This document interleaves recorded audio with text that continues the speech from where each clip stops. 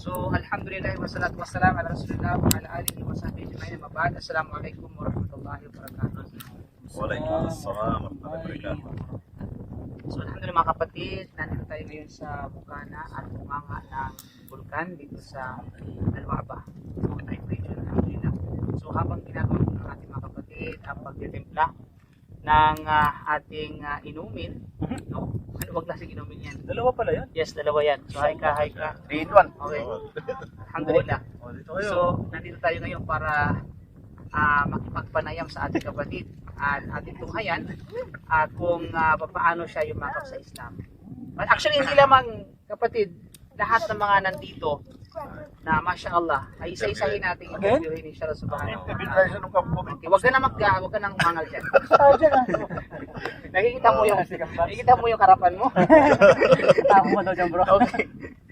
So, alhamdulillah, so ngayon sa unang bahagi ng ating video, okay, for today's video ay ating papanayamin ang ating kapatid na si Fawaz Morales. Morales Largo. Okay, Fawaz Morales Largo. Okay? So, bro, pwede mo bang isalay sa amin paano kayo makap sa Islam? Sino ang nag-encourage sa iyo na yung Pakilala ko muna. Islam at kung ilang taon? At by the way, mga kapatid, sa panampalatayang Islam, bago ang lahat, may only one bayaw. Okay, Masya Allah. Sana, wala bang bayaw? Wala akong ibang bayaw. Sabi mo, ano? Hindi ko pala ako bayaw. Yung siyempre, asawa ng ate ko. May mahabol, oh. Mu'in. Okay. May mahabol. 1 million ka, 1 million ako. Oh, talaga. So yun, so inshallah. So, bahagi mo sa amin yung salaysay ng pagyakap mo sa Islam. Kailan, saan, papaano kayo matok sa Islam, ilang taong ka na sa Islam, at ano yung kwento no? Ng pagyakap mo sa Islam. Magdali. Bismillahirrahmanirrahim. Alhamdulillahirabbil alamin. Wassalatu wassalamu ala asrafil anbiya wal mursalin. Nabi Muhammad. Assalamualaikum warahmatullahi wabarakatuh. Waalaikumsalam warahmatullahi wabarakatuh. First time natin at kinakabahan tayo. Tama bro, salamat sa kape. Alam mo kakabahan yan. Lalo kakabahan. Ganda mo sabi mo, ha? Ganun, eh.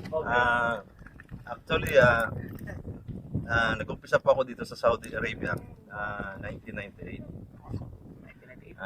Tumating po ako dito 1998. Nagtrabaho po ako sa Starbucks, sa McDonald's. 2 years po ako sa McDonald's, tapos palipat-lipat po ako. Lumipat po ako sa restaurant, another 2 years. Tapos napunta ako ng Dubai for 8 years. So, kumbaga yung Islam is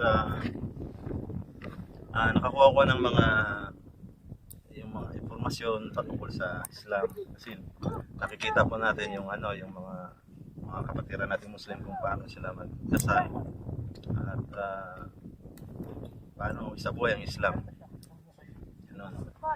At hanggang sa dumating yung pagkakataon na tayo po ay may kasama po tayo sa trabaho na mga Muslim at ito ay nagbigay ng nagdawa sa atin. Nagbigay po sila ng Quran.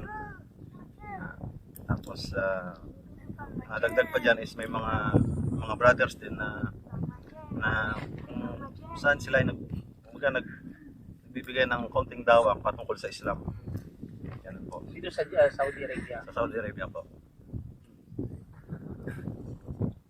I'm out. Ang programa na ito ay batid sa inyo ng 3-in-1. 3-in-1 coffee.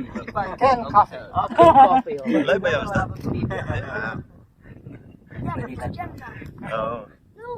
So, ganun po. At yumakap po ako sa Islam nung taong 2015. 2015. 2015.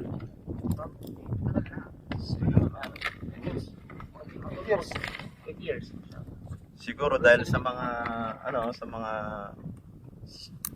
yun nga nakikita natin dito sa Saudi Arabia dahil sa yung mga kapatid nating Muslim at may mga isa na rin sa mga rason dahil sa meron tayong problema sa personal nating problema. At yun, pero nung nakapasok na tayo sa Islam, is doon natin natuklasan doon pala yung solusyon sa mga problema natin. Kung saan hindi natin alam noon kung paano natin malulusutan. Baka mahulog ka. Ibig sabihin yung nag-ingan nyo sa iyo na tuklasin ng Islam dahil sa nakikita mo sa mga Muslim yung pagdarasal. Oo, Ustad, kasi ang bago pa lang tayo is una makita natin yung mga mutawa. Dahil sa pagdating ng oras ng pagdarasal ay napakahigpit po nila. Sa mga time na yun kasi pag once na kapag time na ng pagdarasal, kailang automatic close talaga yung Sarado lahat. Hindi ka pwedeng maglakwat siya kung saan-saan. May mga mutawa na umiikot, nakapatrol yan. Tapos, yung mga hindi Muslim, hindi naman nila pinapakialaman. Pero siyempre, nakikita natin kung paano sila kahigpit sa mga Muslim. Ganon. At yun nga, siyempre, yung kasama ko sa opisina dati, nagdadawa sa akin, binigyan ko ng Quran at English ba. At mayroon pa siyang ni-refer sa akin doon na sige putak doon sa bata, gano'n. So nagkataon na meron sa Riyadh po sa nagkataon na meron din akong kasama sa trabaho na siya din ay balik Islam din. At sabi niya sa akin ay sige punta tayo sa isama kita sa bata bukas. Bili ka sa Islam, hindi ka naman pwede din. Ngayon may ustad na si Ustad Khalid. Basta nagtawa sa akin. Sabi niya kung sa Islam, anong paniniwala mo, ganun. At sinabi niya sa akin na ikaw pala ay Muslim na dahil naniniwala ka sa mga sa nag-iisang Diyos lang at sa mga propeta. So ikaw ay kagaya din ng isang Muslim, ganun. Sa paniniwala. So kaya doon na rin that time is nag-shahada na ako. Pero shahada na as in convinced na ito na talaga or banching-banching? Actually, hindi pa kasi ang punto ko doon is matuklasan ko lang yung Islam. Kasi nga may mga may mga idea na ako patungkol sa Muslim sa Islam. Ngayon, ang sabi sa akin is Muslim ka na. Ngayon, meron kami dito 3 days na seminar. Ngayon, kailangan ko din doon. Tapos, nung pumasok ulit ako sa trabaho, sinabi ko, pinalita ko sa kasama ko sa trabaho, sabi ko, meron akong nag-Islam na ako. Tapos, kailangan ko umattend ng seminar, 3 days. Abay, natuwa yung mga kasama ko na Muslim. May mga Egyptian, may Syrian, tsaka yung Saudi. Sabi niya, sige, okay, walang problema, attend ka. Hindi, wala. Alhamdulillah. Wala namang inabot sila sa'yo? Actually, merong inabot nung huli na. Pero hindi kalaki yan. Kumbaga, kasi kasi hindi lang akong nag-Muslim noon, meron pa akong kasama. Una pala ako, tapos yung mga ibang kasama ko sa trabaho is nag-shahada na rin. Okay. Ayun, nung nalaman nila na ako nag-Muslim na, may mga kasama pa ako. Ay inabot sa akin na hindi naman malaki. Creative nyo.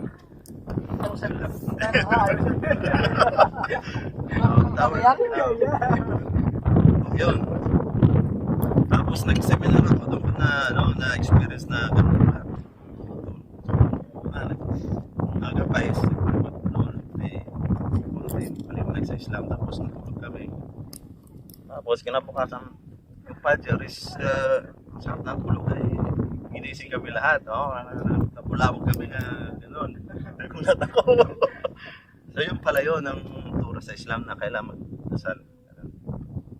Hanggang sa yun, tuloy-tuloy natapos ko yung 3 days. At siyempre, konti pa yung kalaman natin doon.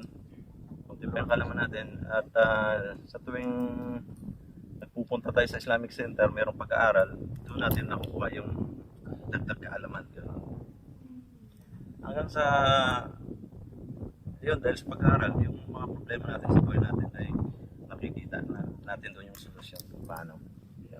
So nung kailan mo pinaalam sa pamilya mo na nag-Muslim ka at anong naging reaction? Actually, inaalam ko kagad yun. Tapos wala naman silang hindi sila tutol na gano'n. Sabihin ayaw kung mag-Muslim ka gano'n. Hindi po. Sabihin nagpakita sila ng suporta. Kung wala talaga, sadyang walang pakialam. Wala naman, kumbaga okay lang kahit ano. Parang Patay Malaysia lang. Patay Malaysia lang. Hindi na lang bro kung ano nakain mo. Ano nakain mo? Oo. So ano, tapos ano yung naging matindi para sa iyo? Ano naging matindi may tuturing mo balakid? O kaya sabi pagsubok na dumating sa iyo na may kinalaman sa Panginoon? Paano ito yung meron? Wala naman po, Ustad. Kasi actually nung yumakap ako sa Islam, dahil nga nakakuha ko ng mga impormasyon, kasi una may problema ako dun sa naging asawa ko. Ngayon alam ko dun na isa rin sa rason nun na gusto ko mag-Islam dahil gusto ko mag-asawa ulit. Kasi ang tawag dito, hindi ko alam kung paano ma-divorce o maghiwalay ng legal. At yun pala yung malaking gagastusin ang kailangan. Ganon. Yun, nalaman ko sa Islam, ay pwede pala mag-asawa. Oo, ganon. Oo. Pero ang totoo niyan ay pagkatapos kong yumakap sa Islam is hindi ako nakapag-asawa.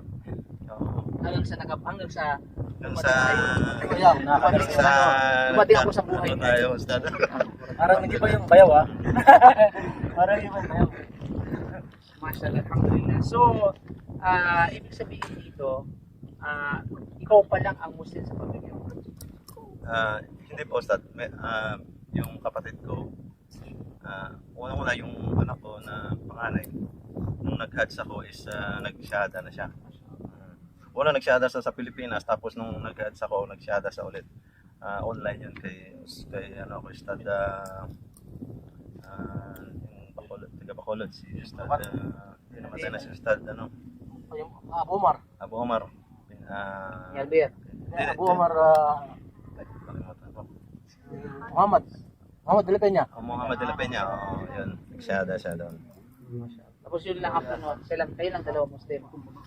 Pagkatapos noon ay yung kapatid ko na nasa yung mas matanda sa akin, nagshahada din siya. Tapos yung isang anak ko na bunso na babae, nagshahada siya kaso medyo bata pa.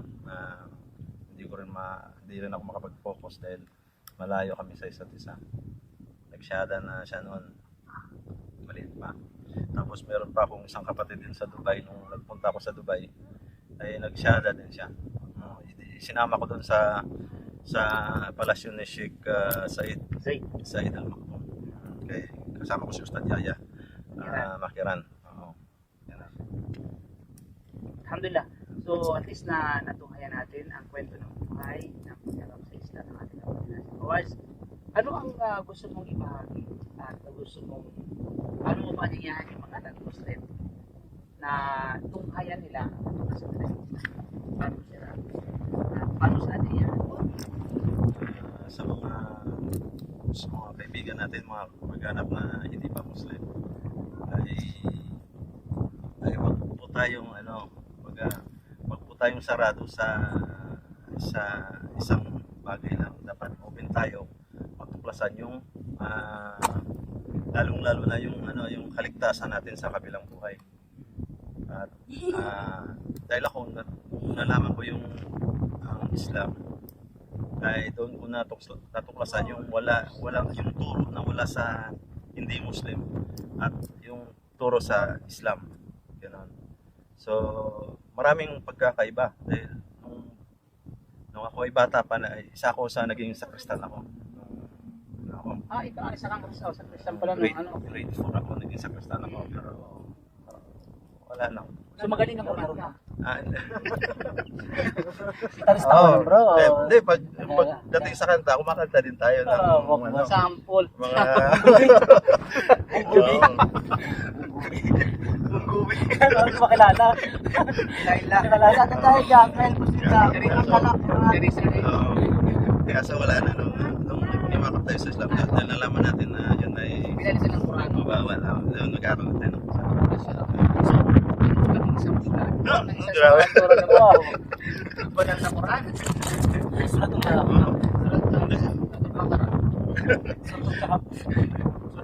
Okay, masya. O may mga tanong kayo sa kapatid natin? Mga kapatid, Ito dagdag naman na tanungan? siguro. Tanong ka daw bro. Tanong si Bayaw? Ano? Anong tanong? Wala ko bro. O ikaw may tanong kayo kay Tuka Bro? Ano? So yung tanong ko lang sa'yo bro, yung common na tanong ng mga different na Muslim dyan. Tatanong sa'yo yung kaya pansin mo na magkakaiba. Ikaw ay Muslim, di ba Muslim at may regalo Muslim.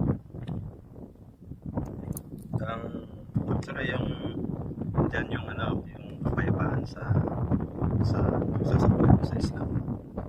Dahil tayo ay hindi pa Muslim is paliko-liko tayo kung saan tayo although na kahit na sabi natin na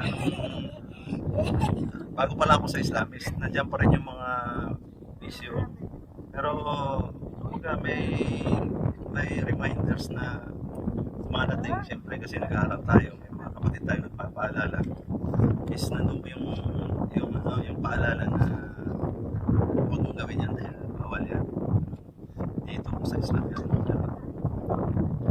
So alhamdulillah, hindi ko sinasabi na perfecto na ako, may kasala pa rin tayo, pero siyempre umiiwas tayo kung hanggat sa kaya natin. Dahil may takot tayo sa Allah, dahil siyempre ang aim natin is yung pagkakuhan.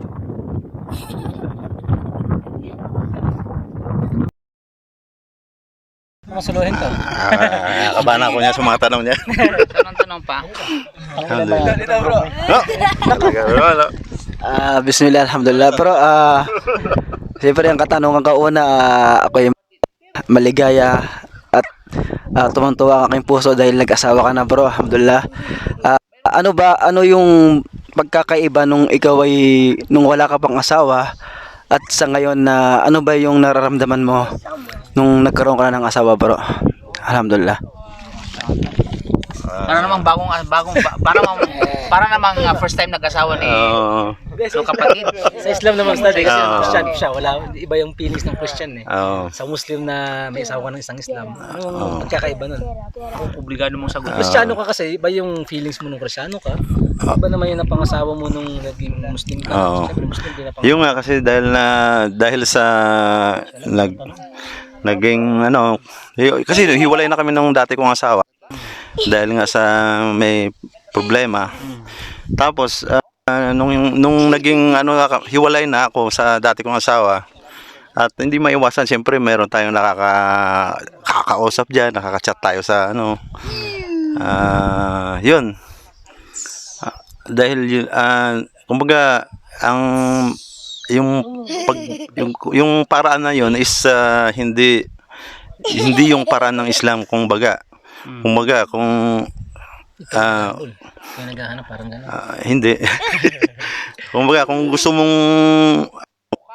ako gusto kong mag-asawa is yung pakikipag boyfriend girlfriend ay yun ay hindi kumbaga pinagbabawal sa Islam. At yun, naway patawarin tayo ng Allah dahil sa mga ganong pagsubok na alhamdulillah, at yun ay nalampasan natin dahil ngayon ay diretso na dahil is nag-asawa na tayo dahil ito ay isang pamamaraan sa Islam na kung saan ito ay halal. Isang gawaing ibadah rin niya. Yes, mashallah. Isang gawaing ibadah. Binasagot ba yung tanong? Sino ba? Sabi pa eh, meron pa eh. Ano naman? Ano pakiramdam? Alhamdulillah. Pwede ba ikaw sumagot muna kasi una ka nag-asawa? Hindi nga. Alhamdulillah, siyempre masaya dahil yun nga is nag-asawa ko ulit, panimbago, at yun ay sa halal na paraan. At inshallah ito ay pinagduan natin na ito ay tuloy-tuloy na maging mabiyaya sa atin dito. Para sa pangalawa bro. Bro. Okay, wala na? Walang katanungan mga kapatid?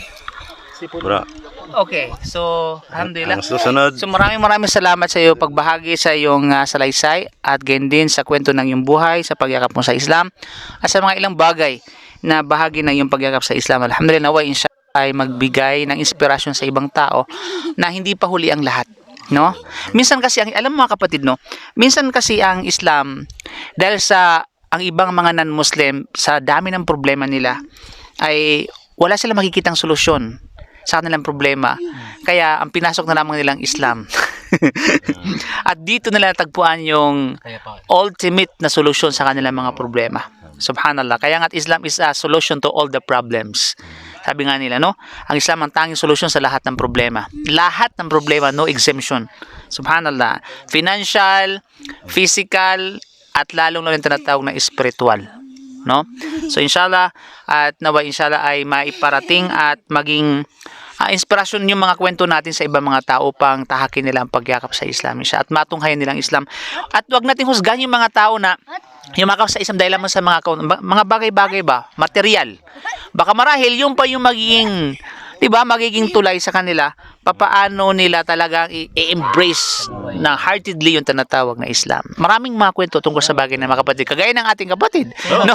Ang ating susunod na ating magiging panauhin sa sa ano na ito ay okay, walang iba kundi si Yusuf kasi nga